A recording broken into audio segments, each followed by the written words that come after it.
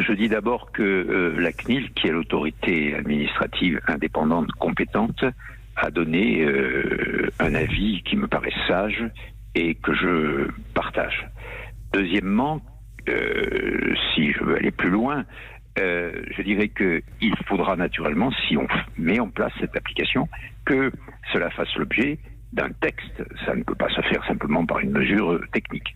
Et que cette application soit naturellement intégrée à beaucoup d'autres mesures qui, dans notre système de santé, permettront justement de vérifier la situation, l'évolution, et par exemple de faire des enquêtes, comme certaines sont en cours, ou comme certaines ont été faites, des enquêtes manuelles, si je veux dire, qui ont été faites dans les régions où il y a eu les premières infections. Et la base même, le principe même, c'est ce que dit la CNIL, le volontariat, sinon, naturellement, on serait dérogatoire par rapport à la directive sur la vie privée et il faudrait voter une loi. Il faudra choisir entre un système horizontal ou un système montant. Il y a des risques des deux côtés sur l'identification. La non-identification des personnes, c'est naturellement le principe. Et puis, bien entendu, qu'est-ce que les données deviendront ? Il faudra qu'elles disparaissent.